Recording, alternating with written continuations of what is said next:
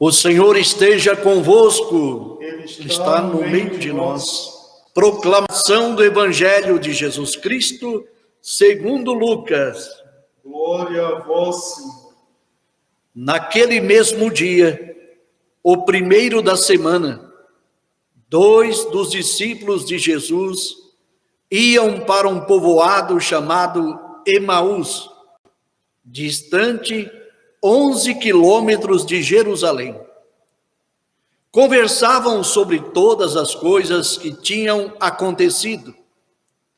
Enquanto conversavam e discutiam, o próprio Jesus se aproximou e começou a caminhar com eles.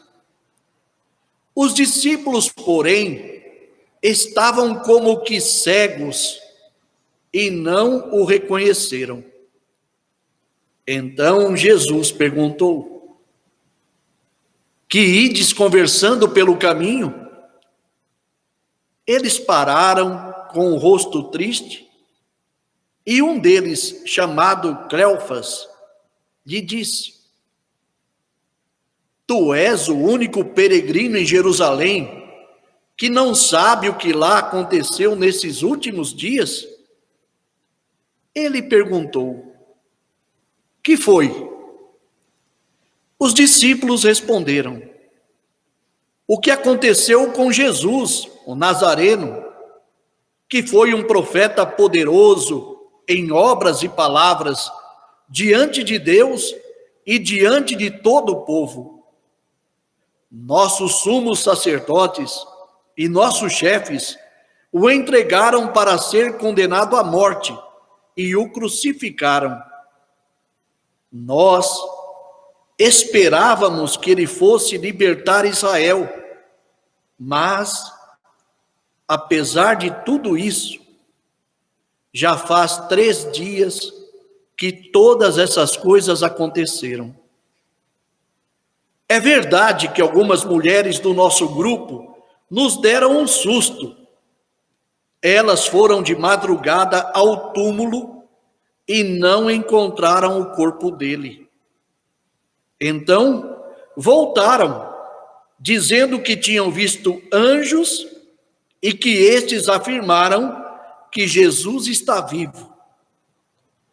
Alguns dos nossos foram ao túmulo e encontraram as coisas como as mulheres tinham dito.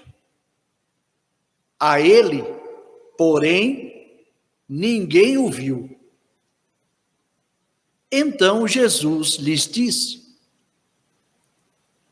como sois sem inteligência e lentos para crer em tudo que os profetas falaram.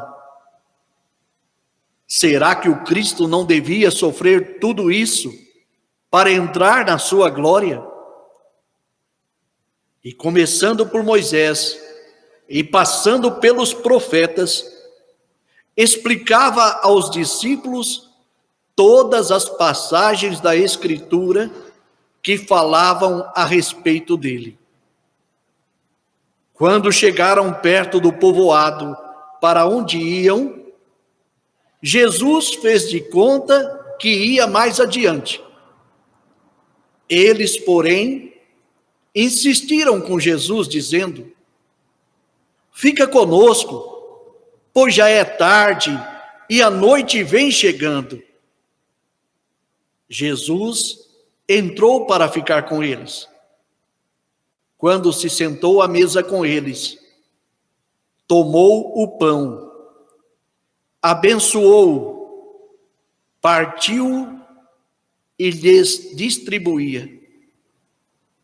Nisso, os olhos dos discípulos se abriram e eles reconheceram Jesus. Jesus, porém, desapareceu da frente deles.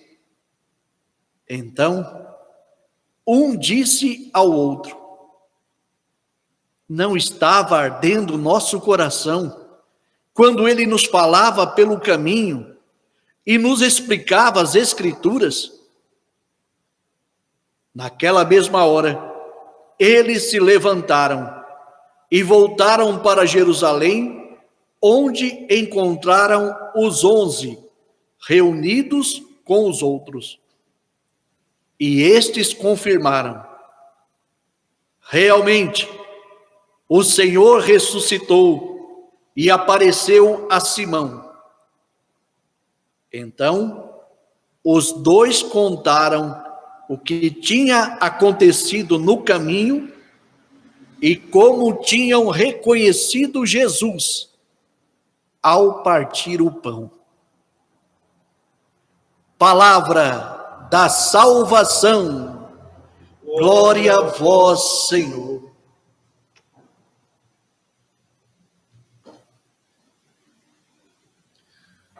Queridos irmãos e irmãs, que esta palavra anunciada perdoe sempre os nossos pecados. Amém.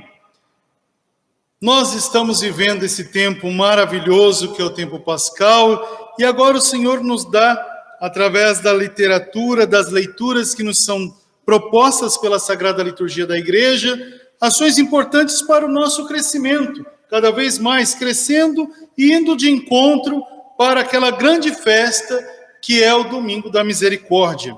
E para viver isso, nós temos esses textos importantes. Gostaria de lembrar, primeiramente, que Deus nunca nos deixa sozinhos. Deus sempre caminha conosco.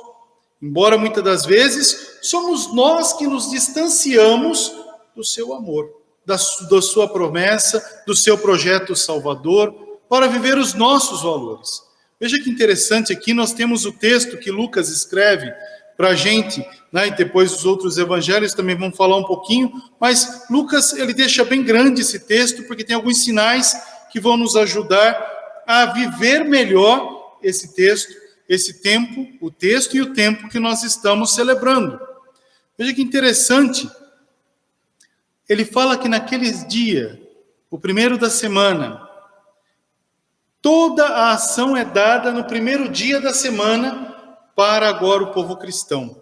Então, no domingo, as mulheres de manhã cedo, de madrugada, vão ao túmulo, choram, depois elas voltam animadas, tem aquela festa. Agora à tarde, domingo à tarde, os discípulos, como todo mundo, né, depois que acontecem as ações, eles estão indo. É interessante a gente lembrar essa dinâmica, porque esse domingo é já o terceiro dia, por causa da contagem dos dias dentro do povo de Israel.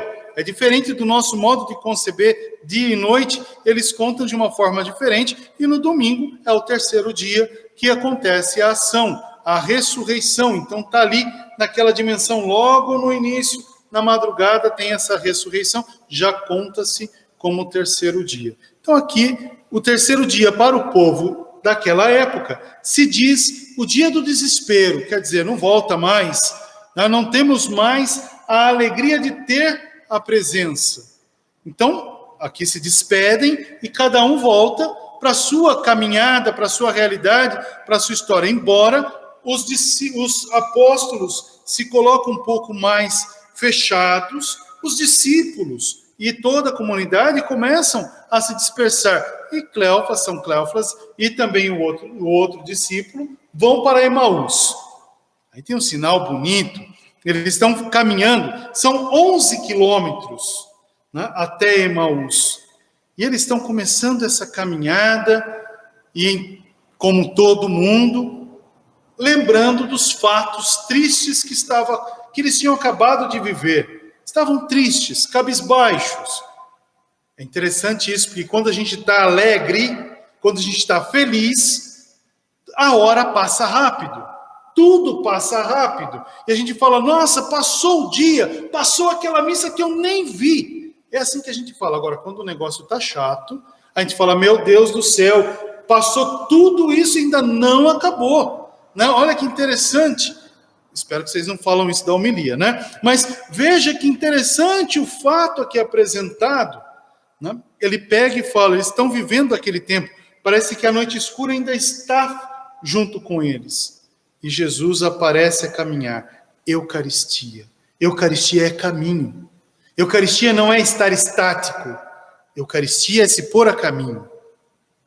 Essa é a ação bonita. Depois, o outro sinal que eles estão colocando ali, Emaús, o que significa em português? Rio quente, né? Terra do rio quente. Rio quente, que me lembra, fazendo uma filosofia da linguagem, se assim a gente pode ser ousado a falar, rio quente lembra batismo. Né? Lembra-se, esse rio que vai tirar aquela frieza da nossa existência, vai nos trazer essa alegria que é do Espírito. Então, essa água que vai nos fazer renascer no Espírito, em Deus, e vamos ser uma nova criatura. Então, nesse caminho, para essa conversão, eles se deparam com Jesus a caminhar. E Jesus faz a pergunta inteligente.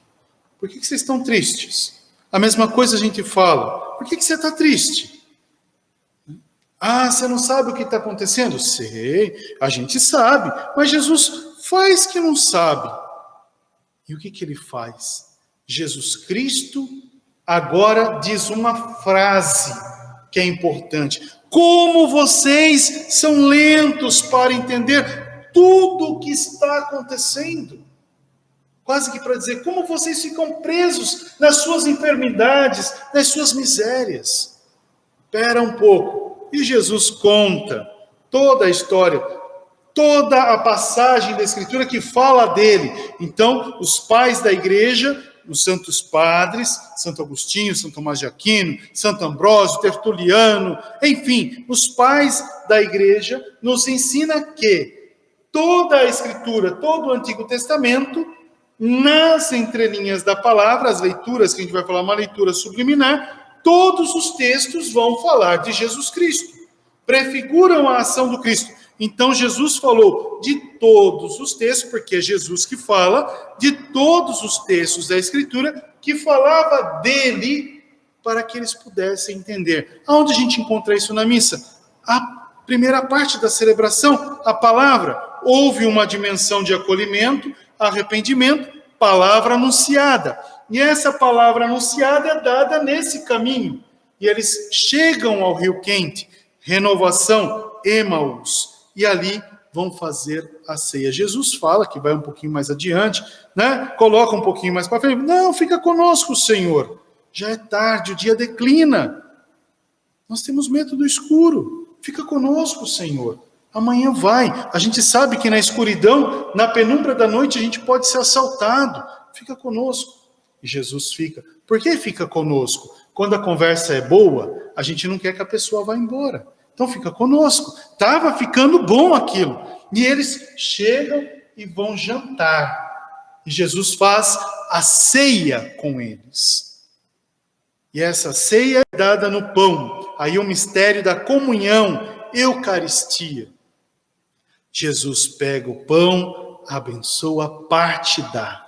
Quando Jesus oferece o que é dele, o que é ele para os discípulos, ele some.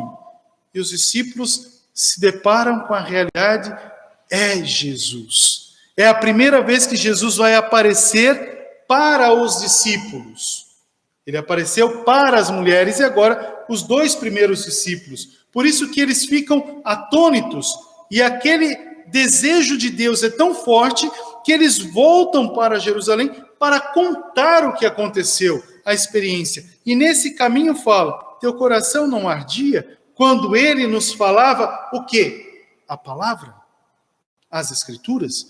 O texto que a gente pega, o texto original que está lá, Lucas escreveu para a gente, você pega o texto grego que está lá escrito, não fala arder o coração, mas fala chama de luz. O verbo representa chama de luz. Não acendeu uma luz no teu coração? A mesma coisa hoje, meu irmão, minha irmã. Não está acendendo uma luz no teu coração quando ele está falando pelas Escrituras? Não está te dando esse desejo de Deus, essa vontade de estar na presença de Deus, de querer Deus e fazer da tua casa essa grande Shekinah, essa casa, essa tenda, onde a verdadeira luz é Cristo, a coluna de luz que nos faz vencer as trevas da escuridão. Então aquele que está na luz tem alegria ao coração e anuncia. Foi assim os discípulos de Emaús. Aí que a gente vai poder dizer, tudo começou por essa história de amor, o mistério da cruz. Teu coração não ardeu? Você não sentiu esse desejo de Deus? Ah, padre, ainda não sentiu. Então, olha para Deus. Faça essa experiência de Deus. E quem faz a experiência de Deus, comunica, leva, é feliz, vive a alegria. Por isso que eles voltam e falam, nós vimos o Senhor. Ele apareceu aos apóstolos e apareceu também a nós. Ele apareceu à comunidade. Então, volta com uma grande alegria. Verdadeiramente, o Senhor ressuscitou. Oitava Pascal significa isso, esse desejo de não deixar acabar essa alegria. Cristo ressuscitou. A outra ação é que é dada ali na primeira leitura, quando a comunidade apostólica vive aquela experiência de Jesus, depois logo de Pentecostes, e eles estão na Porta Formosa, tem uma pessoa vivendo as suas misérias, pedindo esmola, vivendo a sua dor e o seu sofrimento. Eles colocam esse homem ali na porta para pedir. Chega o nosso irmão Pedro e olha para aquela realidade, né? Pedro olha, João olha também, e contempla.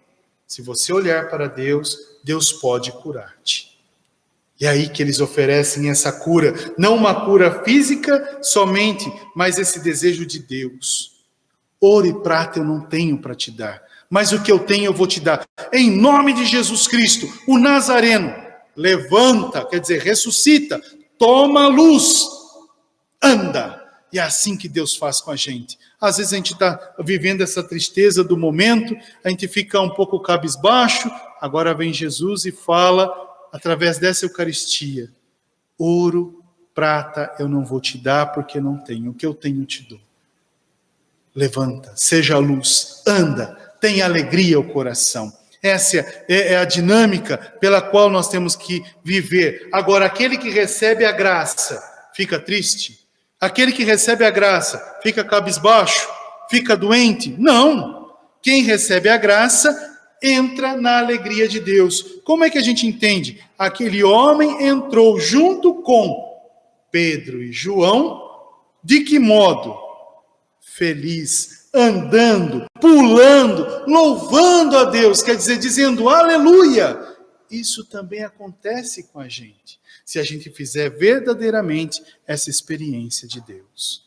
A gente vai entrar aonde? Nesse santuário do Senhor, cantando, louvando, agradecendo a Deus. Não espera voltar à missa na igreja para você fazer isso não, meu irmão. Começa a fazer agora, na tua casa, porque Deus está te fazendo, né, essa realidade de ser uma nova criatura, viver essa alegria pascal. O Senhor nos dá essa certeza. Hoje nós estamos rezando os nossos irmãos falecidos.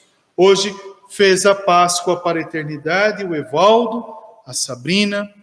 Que o Senhor conceda a eles a certeza dessa eternidade. Com certeza no céu estão louvando, cantando, pulando de alegria a Deus. Não porque morreram, mas porque estão na graça, assumiram o corpo glorioso, entraram no mais alto dos céus, a plenitude da vida. Também a nossa irmã Juliana alcançou a vida em Cristo. A irmã Estefânia, quantas pessoas, né, que não estão mortas, estão apenas no outro lugar, porque vivem essa alegria de Deus, estão na eternidade com o Senhor, celebrando conosco essa certeza eucarística, vivendo e nos dando força. Não podemos olhar para essas pessoas, não podemos olhar para essa realidade como perda. Eu sempre digo aqui na igreja, nunca diga que perdeu. A gente só perde aquilo que não se tem valor. Os nossos irmãos são valiosos para Deus e também para nós. Então ganhamos para Deus. Elas fizeram a sua Páscoa e merecem a alegria eterna. Se a alegria no céu, Senhor, se a alegria no céu, tem que ser alegria na terra. Saudade sim, tristeza não. Alegria em Deus, não perda. Os nossos irmãos celebram o festim da eternidade. Seria muito triste se não participássemos dessa alegria com nossos irmãos. Sei que dói, sei que muitos hoje não podem nem participar da última despedida, mas eu tenho a certeza de que os nossos irmãos no céu glorificam a Deus por nós. Eles celebram a vitória. São vencedores, guardaram a fé, hoje segurando a palma da vitória, entram na eternidade. Essa é a nossa certeza. Por isso que nós temos que olhar para essa celebração e celebrar com eles o dom da vida. A vida temporal na qual eles tiveram, a vida terrena, mas celebrar ainda mais a vida eterna. E agradecer a Deus, mesmo com saudades no coração, não deixe de agradecer a Deus os bons feitos do Senhor.